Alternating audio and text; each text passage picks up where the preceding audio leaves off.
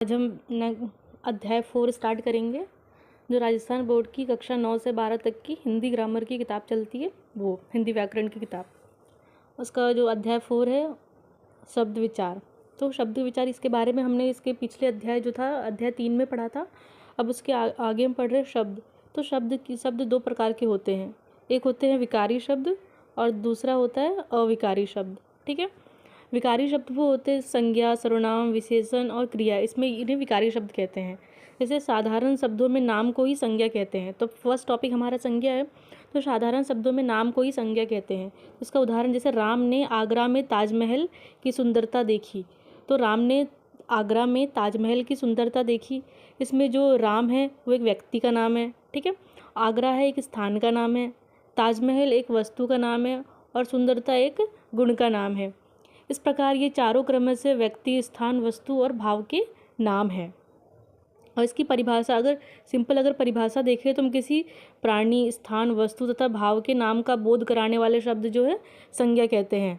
तो किसी प्राणी का जैसे गाय घास खाती है, ठीक है, तो गाय हो गया। स्थान का जैसे मैं जयपुर में रहता हूँ तो किसी स्थान का, किसी वस्तु का, किसी भाव का जो बोध कराते हैं उन्हें संज्ञा कहते हैं। संज्ञा के 3 भेद होते हैं, व्यक्तिवाचक संज्ञा, जातिवाचक संज्ञा और भाववाचक संज्ञा।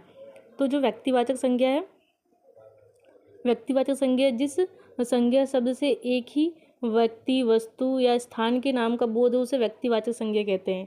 यानी जिससे एक ही व्यक्ति, वस्तु, स्थान के नाम का बोध होता है उसे व्यक्तिवाचक संज्ञा कहते हैं। जैसे व्यक्तिवाचक संज्ञा जो है विशेष का बोध कराती है।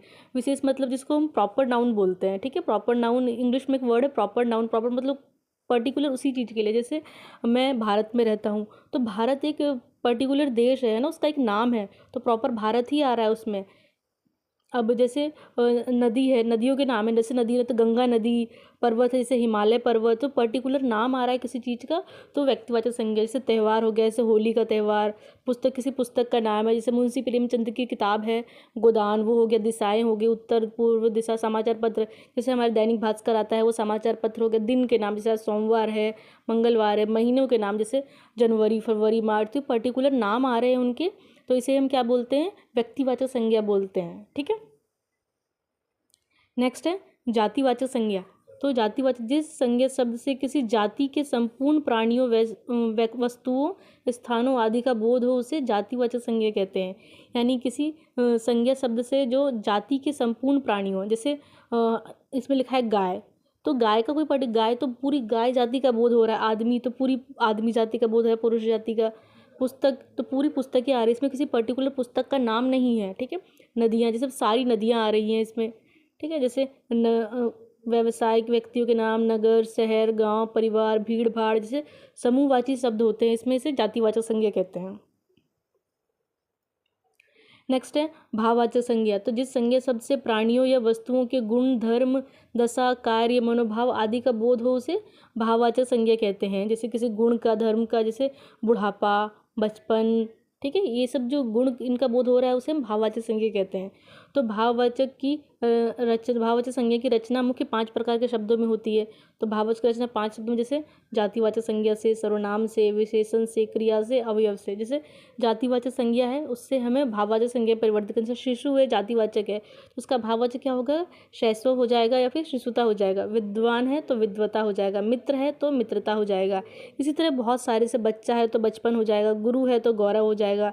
लड़का लड़कपन हो जाएगा। सेवक सेवा, सज्जन सज्जनता, आदमी आदमियत, इंसान इंसानियत, व्यक्ति व्यक्तित्व। ठीक है, ऐसे बहुत सारे शब्द हैं। अब इसे सर्वनाम के हैं तो सर्वनाम से जैसे मम है तो ममत्व हो जाएगा। स्व है स्वत्व हो जाएगा। आप आपा हो जाएगा। विशेषण से भी है कठोर कठोरता, विधवा वैधव, चालाक चालाकी। नेक्स्ट है क्रिया से भी भाववाचक में कन्वर्ट हो सकता है, जैसे सुनना सुनवाई, गिरना गिरवाई, गिरना गिरावट है ना, चलना चाल, कमाना कमाई, बैठना बैठक, पहचानना पहचान, खेलना खेल। नेक्स्ट है अवयव से भाववाचक में भी हो रहा है, जैसे दूर है दूरी, ऊपर ऊपरी, धिक धिक्कार, शीघ्र शीघ्रता। ठीक है, ये बाकी नेक्स्ट जो है हम सर्वनाम वाला जो है वो हमें नेक्स्ट पार्ट में, मतलब नेक्स्ट वीडियो बनाऊंगी मैं, उसमें डाल दूंगी। तो एक बार हम रिकैप कर लेते हैं। जो व्यक्तिवाचक संज्ञा जो होती है उसमें प्रॉपर व्यक्तियों के नाम आ रहे हैं, जैसे राम, तो राम एक प्रॉपर आदमी का नाम है, तो वो व्यक्तिवाचक संज्ञा होती है। उसके बाद है जातिवाचक संज्ञा, तो जातिवाचक से आदमी आ रहा है, पुरुष आ रहा है, तो कि पूरी पुरुष जाति का बोध करा रहे हैं, ये क्या होता है, जातिवाचक संज्ञा हो गई। उसके बाद है भाववाचक संज्ञा, जो भाव किसी भाव का, बचपन, बुढ़ापा, लड़कपन, ऐसे भाव आ रहे हैं, तो इसे हम क्या बोलते हैं, भाववाचक संज्ञा बोलते हैं।